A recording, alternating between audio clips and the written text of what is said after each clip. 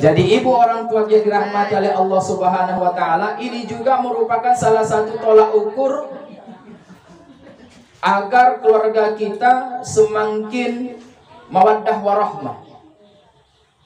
Di dalam rumah tangga juga sifat dongki ini harus dibuang. Apatah lagi menengok suami kita. Mohon maaf ibu, kadang-kadang suami kita ini, kita harus sadar bahwa suami kita ini milik dua orang. Pertama, dia adalah milik orang tuanya, dan yang kedua, dia adalah milik kita. Jadi jangan pala cemburu-cemburu bonar jika dia separuh bagian dari cintanya itu dilampiaskan, dituangkan untuk ayah dan ibundanya. Ya, jadilah istri yang soleha dan bijak, karena kita adalah tanggungan suami kita, tapi suami kita itu adalah memiliki tanggungan yang hak, yaitu orang tua. Maka jangan pala iri hati ketika ada nanti gula dibeli sekilo, setengah kilo untuk kita, setengah kilo lagi untuk orang tuanya. Tapi perlu juga disuntik orang tua kita, suami kita nih, bang, janganlah orang tua kau saja yang hendak kau pikirkan, orang tua kau pun pikirkan juga lah. Nah, biar pak rasanya adil. Jadi ibu orang tua yang dirahmati oleh Allah. Sekarang tidak. Tetangga diberikan sepompat. Itu tetangga pula nya diberikannya. Ada beberapa hal yang dapat yang membuat diri kita ini rusak disebabkan dongki kita. Makanya harus kita buang-buang. Buang jauh-jauh. Sampai kata Rasulullah, iyyakum wal hasad fa innal hasad ta'kulul hasad. Buang rasa jauh, rasa dongki itu. Kenapa? Karena rasa dongki itu bisa menimbulkan efek ada 8 macam dalam kehidupan kita. Apa yang pertama ibu? Di dalam kitab ini dijelaskan al-ula. Yang pertama, efek samping dari penyakit dongki ini ifsadut ta'ah. Dongki ini merusak amal kebaikan kita. Ini yang tadi yang saya khawatirkan. Kita tak sadar diri kita ini sudah mendekati yang namanya kematian. Kita merasa amal kita ini sudah cukup untuk menghadapi kematian.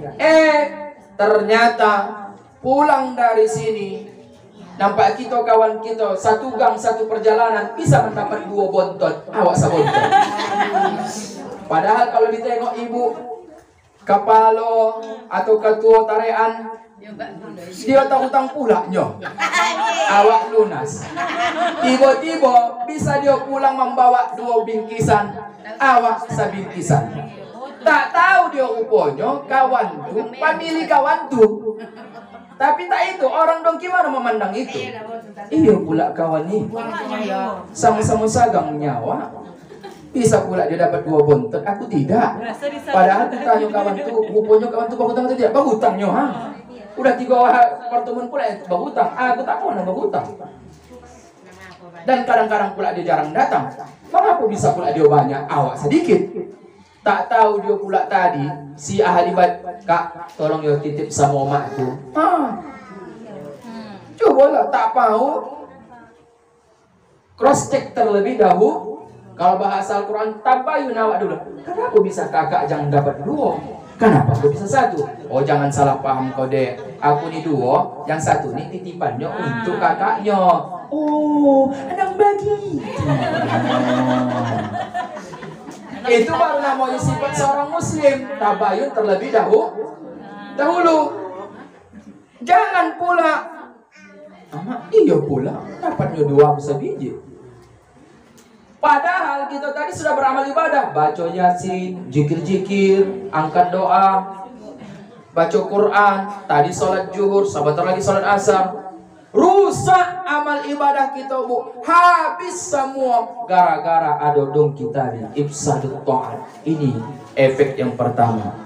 Makanya Rasulullah Muhammad SAW mengatakan, iyyakum wal hasad fa innal hasad ta'kulul hasanah. Hendaklah kamu membuang yang namanya rasa dongki itu. Kenapa? Karena dongki itu akan dapat memakan seluruh amal kebaikan kamu. Kama takulan nar al-hitab, sebagaimana api memakan kayu. Pertanyaannya, Bu, yang namanya api apa yang tak bisa dimakannya? Jangankan kayu, bosi pun cahaya ditokan. Rasul gambarkan api itulah dongki, kayu itulah amal ibadah kita. Begitu ada selip rasa dongki kita iri hati dengan orang lain, di situ amal ibadah kita yang tadi baca Yasin, yang tadi baca Al-Ikhlas, yang tadi baca zikir, yang tadi berdoa, dihapuskan oleh Allah Subhanahu wa taala. Lalu siapa yang merugi di sini? Kita untung-untung tak dipanggil oleh Allah. Mati, habis amal ibadah, akhirnya masuk neraka. Nauzu, itu yang pertama. Yang kedua, ibu orang tua yang kemuliakan karena Allah Subhanahu wa taala. Orang dongki ifda'u ila fi'lil ma'asi, takkan paronah lepas dari perbuatan maksiat. Pasti ondak berbuat maksiat. Apalah perbuatan maksiat orang dongki yang dilakukannya? Dikatakan di sini adalah al-ghibah, paling tidak mengkatoi. Kalau aku mending ibu yang sampingku ni dah. Pakai tas mulai. Bawa tas. Alah. Tahu kamu tasnya itu cicilannya itu. Apalah urusan. Tapi mengapa dia sanggup berbuat seperti itu? Karena ada iri hati dan dongki. Ku tengok film tadi malam, Jodoh Wasiat Bapak. Ketahuan ulah. Sengaja dia mencari dukun untuk menyantet kawan. Cobalah. Karena apa? Karena ada rasa iri dong. Tak boleh ada rumah yang bisa menyewakan kecuali ada yang bisa menyewakan. Ibu tak boleh menyewakan rumah. Satu. Itulah pula penyakit dongki. Sakocik-kociknya menghibah, mangkatoi. Allah la ilaha illallah. Padahal ibu, ketika Rasulullah Muhammad sallallahu alaihi wasallam sebentar lagi masuk bulannya Isra wal Mi'raj, bulan Rajab, diperjalankan oleh Allah akan Rasulullah Muhammad sallallahu alaihi wasallam, nabi kita, ditunjukkan di akhirat, di alam neraka, ditengok ada manusia yang memakan bangkai manusia. Dimakannya bangkai manusia yang busuk, sehingga Nabi Muhammad berpaling bertanya kepada Jibril. Ketika itu Jibril yang membawa Nabi Muhammad untuk jalan-jalan ke neraka dan jalan-jalan ke surga. Lalu Nabi Muhammad bertanya, wahai Jibril, siapakah mereka? Jibril mengatakan, itulah manusia yang nanti mendapat hukuman yang suka di dunia, mengkatoi orang. Kalau awak katoi itu salah, itu namanya fitnah. Kalau yang kita katoi benarnya Ustaz yang ku katoi, kau tak percaya tengok Ustaz lah, baca kita telingonya. Apa? Itu namanya ghibah. Salah kita katoi, itu namanya fitnah. Kedua-duanya tak ada yang cocok. Kita katoi orang tapi tidak sesuai dengan kenyataan, itu namanya fitnah. Kita katoi tapi cocok dengan kenyataan, itu namanya ghibah. Kedua-duanya pun tak cocok untuk kita amalkan. Tapi bagi orang yang pendongki, takkan lepas bahasa ghibah, mengkatoi, menggunjing dari mulutnya. Makanya Bu, tolong hati-hati. Kalau ada nanti kawan kita berokar baca itu, sambil ada orang lewat, nanti lewat dia. Boleh. Bilang aja, dengki ya, bilang aja. Dengki ya, bilang aja gitu. Kenapa? Karena ciri-ciri orang dengki itu selalu mengkatoi. Hati-hati. Mesti dia punya kereta, orang lain tak punya kereta. Mesti dia punya mobil, yang lain tak boleh punya mobil. Allah tadi sabar Wak yang sabar. Udah nomor 2 ini Wak. Cepatkan ini nomor 3 ini Wak. Wasali satu yang ketiga. Kenapa dongki itu harus kita buang jauh-jauh? Karena dampak yang ketiga, harmanis syafaati, diharamkan kita mendapatkan syafaat. Allah ya Rabbi. Tak luput dari lidah kita ini mengatakan, mari kita sama-sama berselawat kepada Rasulullah. Mudah-mudahan nanti di yaumul akhirat kita mendapatkan syafaat. Tak dapat syafaat. Gara-gara apa? Karena hidup kita selama di dunia soring dongki. Siapa bilang? Rasulullah, laisa minni zu hasadin, bukan termasuk umatku siapa orang yang senantiasa dongki. Siapa yang berhak nanti mendapatkan syafaat di akhirat? Pasti umatnya Rasulullah Muhammad sallallahu alaihi wasallam. Orang yang dongki, baca hadis ini. Apa kata Rasulullah? Laisa minni du hasadin. Rasul tidak mengakui orang yang ada rasa dongki dalam diri. Jadi kalau sudah ada dongki dalam diri kita, tak diakui Rasulullah, kita umatnya.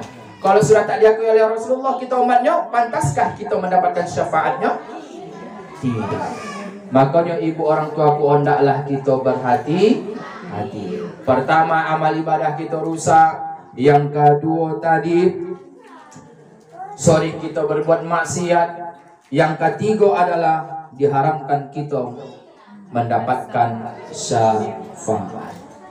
Yang keempat, ibu orang tua yang dirahmati oleh Allah Subhanahu wa taala, warabi'ah dukhulun nar. Jelas tempatnya orang dongki itu, iri hati itu, sonang menengok orang susah, susah menengok orang sonang. Kata si pengarang kitab, efeknya adalah bisa memasukkan kita ke dalam api neraka. Sebagaimana sabda Rasulullah Muhammad sallallahu alaihi wasallam, sittatu yadkhulun nar, ada 6 golongan orang yang masuk ke dalam neraka. Salah satu di antaranya qabla hisab, sebelum dihisab, tak perlu dia dihisab amal ibadahnya, langsung gol masuk ke dalam api neraka. Ada 6 golongan. Salah satu di antaranya kata Rasulullah Muhammad sallallahu alaihi wasallam adalah orang yang dongki. Nauzubillah. Mudah-mudahan kita berlindung kepada Allah dari sifat iri hati dan dongki tadi. Ibu orang tua yang kumuliakan kepada Allah Subhanahu wa taala, minta izin kajian kita ini agak menakut-nakuti, tapi tidak lain tidak bukan agar menyelamatkan kita di hadapan Allah Subhanahu wa taala, sehingga kita bisa masuk ke dalam surganya Allah Subhanahu wa taala. Itu yang keempat, masuk ke dalam neraka. Rusak amal ibadah kita, senantiasa berbuat maksiat. Kemudian yang ketiga, tak mendapatkan syafaat. Kemudian yang keempat, masuk ke dalam neraka. Lalu yang lima, wal khamisatu al ifda'u ila idraril khairi falizali amri. Kata si pengarang kitab, yang kelima adalah efek dari berbuat dongki itu adalah mendorong kita untuk jauh dari ridho Allah Subhanahu wa taala. Orang yang dongki jangan bermimpi untuk mendapatkan ridho Allah. Orang yang ada hasad dalam dirinya walaupun sekecil zarah, jangan harap akan mendapatkan ridho Allah Subhanahu. Kemudian yang keenam ibu, yang keenam wasadisah at-ta'abbu wal hammu min ghairi faidata bal ma'a wa zara' ma'asiyah. Yang keenam, apalah efek samping dongki ini? Ternyata at-ta'abbu wal hammu, ibu akan diberikan yang namanya rasa kesukaran, merasa tidak nyaman, merasa was-was, merasa tidak tenang. Iya pula aku tengok kawan dia, tengok kemudian lakinya menderesnya, bahkan deres obunku pula yang deres lakinya ni. Ini juga punya, udah bosan pula golang. Dari mana lah agaknya dapatnya golang ni agaknya yo? Tak tahu kawan tu, tabayun dulu. Golang apa itu? Suping. Tak tahu dia, tapi karena dongki itu ada rasanya golang tuh golang. Oh mas, disangkonya ini si bini dapat hasil dari laki dan laki itu mencuri kebun. Tak tonang hatinya. Aku yang begini kayu banyak ladang sawitku. Salah satu pekerjaannya adalah lakinya. Tiba-tiba dia pula yang banyak mas. Mungkin ku masuk dicurinya ini sawitku. Coba. Hati-hati bu. Orang dongki itu tidak akan pernah merasa senang itu. Jiwanya tak akan pernah tenang. Makanya jauhkanlah rasa sifat dong. Kemudian yang ketujuh, ammul qalbi hatta yakadu lam yafham hakama min ahkamillahi ta'ala. Orang yang dongki itu disebutkan di sini ammul qalbi, hatinya akan senantiasa butuh. Cobalah nasihati orang yang dongki itu.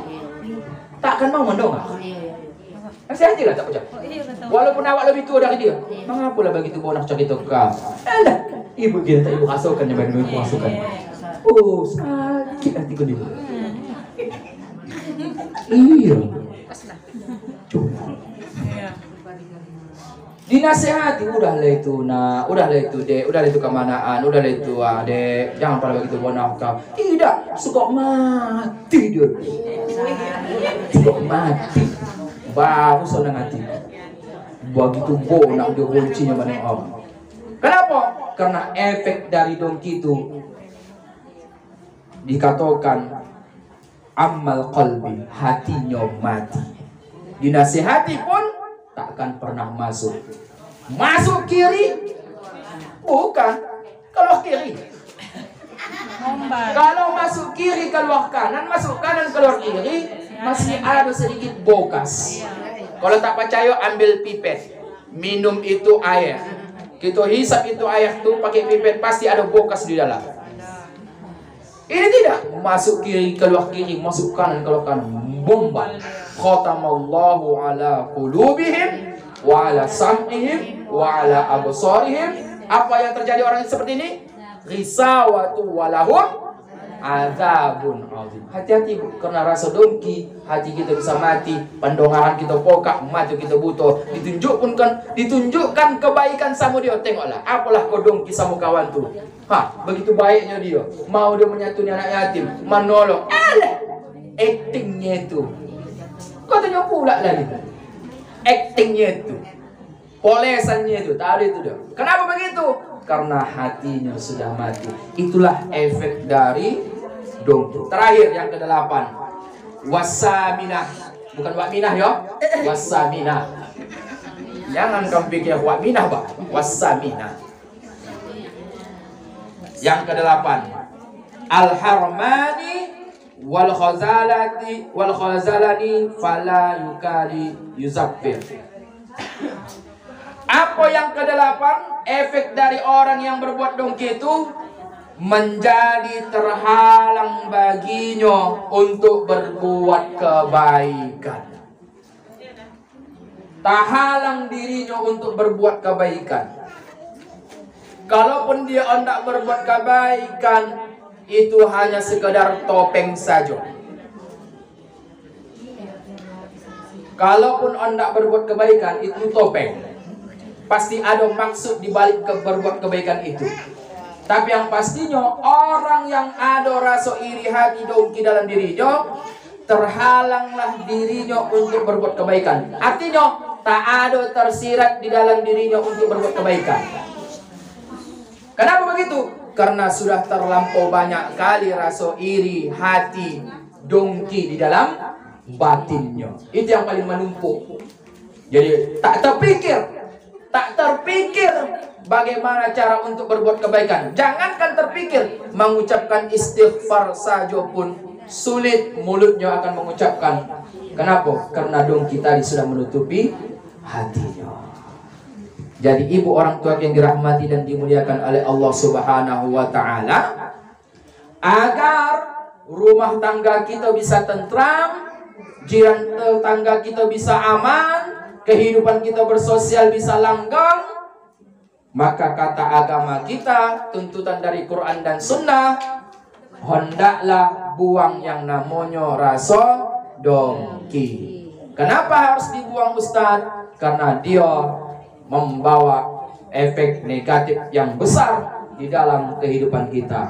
Pertama tadi, rusak amal ibadah kita, hangus, tak bernilai lagi di mata Allah Subhanahu wa ta'ala. Kemudian yang kedua, orang yang ada rasa dongki dalam dirinya pasti akan berbuat maksiat, paling tidak mengkatui. Yang ketiga, diharamkan dia mendapatkan syafaat, karena Rasulullah mengatakan bukan termasuk umatku orang yang ada dongki dalam dirinya. Yang keempat, jelas tempatnya adalah neraka jahanam. Kemudian yang kelima, mendorong dirinya untuk jauh dari ridho Allah Subhanahu wa ta'ala. Kemudian yang keenam, ditimpa rasa kesukaran, tidak akan merasa nyaman dalam hatinya selama orang yang didongkinya makin melarat di menurut pandangan matanya. Kemudian yang ketujuh, ibu tak tutup hatinya karena dongki itu sudah terlampau banyak. Kemudian yang kedelapan, dongki itu adalah menjadi penghalang bagi dirinya untuk berbuat kebaikan. Maka buanglah sifat dongki ini, karena ini sangat berbahaya di dalam tatanan kehidupan kita. Barangkali inilah yang bisa dapat saya sampaikan kepada kita di hadapan kita semua. Mudah-mudahan ada manfaatnya. Amin ya rabbal alamin. Kita berserah diri bermohon kepada Allah, semoga Allah menjaga hati kita dari sifat dongki. Amin ya Allah ya rabbal alamin. Kepada Allah saya bermohon ampun, terlebih-lebih kepada ibu orang tuaku, majelis taklim yang kemuliakan karena Allah Subhanahu wa taala. Mungkin barangkali dalam penyampaian ada bahasa yang tidak sesuai dengan apa yang kita inginkan. Bahkan mungkin barangkali ibu terlebih di sampingku ada merasa tersinggung. Aku minta izin dan minta maaf yang sebesar-besarnya. Terima kasih kepada kita semua. Semoga setiap kebaikan dan waktu yang telah dituangkan dan perhatiannya moga dibalas oleh Allah dengan pahala yang berlipat ganda. Dan mudah-mudahan Allah membimbing kita menjadi orang yang beriman dan orang yang bertakwa di sisinya, sehingga pada akhirnya ketika Allah panggil kita dalam keadaan beriman dan bertakwa, dalam keadaan husnul khatimah. Amin ya rabbal alamin. Mari sama kita sudahi majelis taklim yang mengucapkan kalimat hamdalah alhamdulillahirabbil. Kita sudahi dan kita tutup dengan mengucapkan doa kafaratul majlis, yakni subhanakallahumma bihamdika wa asyhadu an la ilaha illa anta wa astaghfiruka wa atubu ilaik. Akhiru da'wa alhamdulillah wal afu minkum. Assalamualaikum warahmatullahi wabarakatuh.